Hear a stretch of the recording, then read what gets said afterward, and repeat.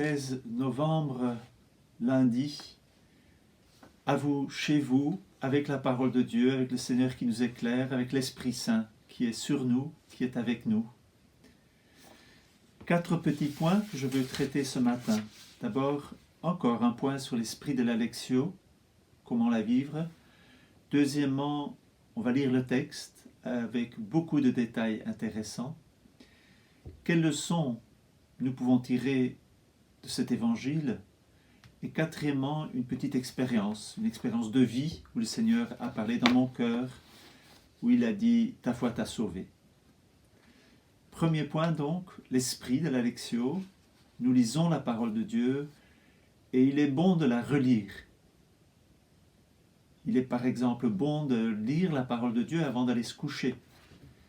Ça travaille dans la nuit, sans peut-être tout comprendre, mais de lire la parole de Dieu une première fois le soir, peut-être au matin, et puis si on peut prendre un peu plus de temps pendant notre prière pour creuser cette parole, mais essayons de revenir quelquefois sur la même parole.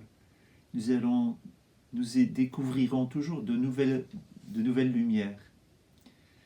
C'est important. Cela ne doit pas nécessairement prendre beaucoup de temps, mais c'est un choix qu'on fait. Il faut de la force, il faut de la détermination, il faut un choix d'amour, de dire « je veux rencontrer le Seigneur dans sa parole ». Voilà. Deuxième point, nous allons lire le texte et relever pas mal de détails. Donc Jésus s'approche de Jéricho. Jéricho, c'est la ville la plus basse du monde et de la terre, semble-t-il. Et il rencontre un mendiant assis au bord de la route. Donc ce mendiant est hors de la ville, hors de cette grande ville, et il est au bord de la route. Il est seul. Il entend une foule passer devant lui. Il est aveugle, donc il entend. C'est son ouïe qui est particulièrement exercée. Il est intéressé, il s'informe sur ce qui se passe. Il n'est pas là comme un homme résigné, en train de mendier. Non, il est là, il s'informe. Qu'est-ce qui se passe? Pourquoi tout ce tumulte? Pourquoi cette foule? Il est éveillé. On lui a appris que c'était Jésus le Nazaréen. Le Nazaréen. Voilà, Jésus est dit, c'est celui qui est de Nazareth. Une autre parole de la Bible nous dit, en Saint Jean, c'est Nathanaël qui dit, mais de Nazareth, peut-il sortir quelque chose de bon? Donc, c'est Jésus de Nazareth qui est là, on ne sait pas encore exactement, on le suit, peut-il sortir quelque chose de bon de là? De toute manière, c'est Jésus de Nazareth qui passe. Et lui s'écrie, Jésus, fils de David. Il fait ce passage entre il est de Nazareth et il est le fils de David. Il est probablement juif, il a déjà entendu des choses sur Jésus, il en a déjà une certaine connaissance.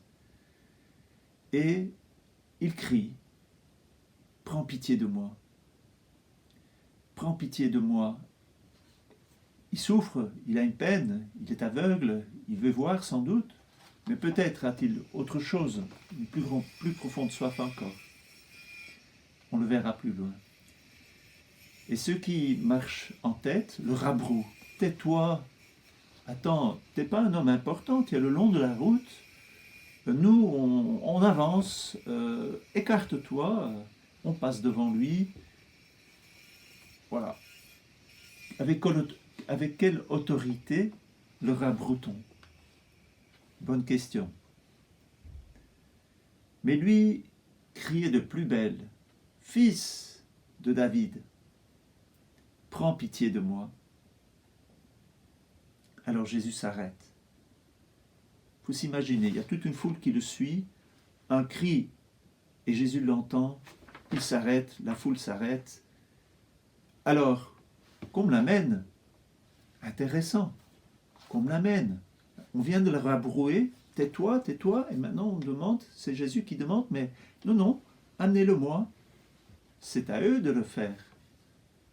Donc, probablement qu'on le prend par la main, on l'amène vers Jésus, et il y a un face-à-face avec Jésus.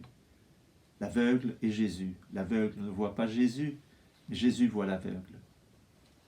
Et alors Jésus de demander, mais que veux-tu que je fasse pour toi? Il dit, Seigneur, que je trouve la vue. Seigneur. Tout à l'heure, il disait Jésus, fils de David, et puis fils de David, et maintenant il dit Seigneur, que je retrouve la vue. Vous avez entendu, Jésus pose la question, que puis-je faire pour toi? Seigneur, que je retrouve la vue. Alors Jésus de dire, retrouve la vue, ta foi t'a sauvé. À l'instant même, il retrouva la vue, et il voit Jésus, et il suivait Jésus en rendant gloire à Dieu. Et tout le peuple, voyant cela, adressa une louange à Dieu. Quelle simplicité, c'est normal, notre frère est guéri, on rend grâce à Dieu pour sa guérison. Quelques leçons. Jésus prend pitié de nous. C'est une parole qui, je crois, est si fondamentale. Jésus prend pitié de nous, c'est la prière du pèlerin russe. Prends pitié de moi, pécheur. C'est celui qui est conduit par le don de crainte qui dit « Seigneur, prends pitié de moi ». Soit d'abord parce qu'il veut une guérison, soit parce qu'il reconnaît la majesté et la puissance de cet homme, Dieu qui est là. Prends pitié de moi. Que nous puissions nous aussi connaître ce cri, prends pitié de moi. Si nous avons la lumière de l'Esprit Saint, nous savons que nous avons besoin de Dieu, de Jésus, et nous crions, prends pitié de moi. C'est peut-être cette lumière qui nous manque. Peut-être que nous ne sommes pas suffisamment éveillés dans nos vies et que nous ne voyons pas que nous avons vraiment besoin de la pitié de Dieu, mais qui n'est pas de la commisération, mais la présence de notre Créateur, de notre Père, de notre Sauveur, de notre Seigneur. Nous, souvent, on se débrouille, on avance dans la vie, mais si on pouvait crier « Seigneur, prends pitié de moi », nous ne sommes pas des marginalisés, nous sommes des fils que lui seul peut relever. Et alors, en lisant cela aujourd'hui, je me dis, mais est-ce que ce n'est pas un peu ce que nous vivons? Nous sommes un peu au bord du chemin, nous sommes un peu marginalisés dans notre société civile, mais aussi comme chrétiens, et nous crions, mais on nous dit, alors tais-toi, t'es pas important, toi, tu fais partie du peuple, laisse faire tes gouvernants, laisse faire les puissants. Non, il nous faut crier, Seigneur, nous ne savons pas ce qui nous arrive, mais nous crions vers toi, fais quelque chose. Nous n'en pouvons plus de cette situation. Sauve ton peuple. Que veux-tu que je fasse pour toi? Seigneur, que tu nous sauves dans ce moment de crise sanitaire et de crise générale. Quatrième point, un jour le Seigneur m'a dit, ta foi t'a sauvé. J'étais à Lourdes, je venais de passer quelques mois dans la communauté des Béatitudes à Château-Saint-Luc, à Cuques-le-Vielmur, où, heureusement, j'ai découvert Dieu comme Père. Le Seigneur m'a ouvert les yeux sur Dieu, mon Père, et sur la Vierge Marie. Et à partir de ce moment-là, j'avais un réel désir d'aller à Lourdes.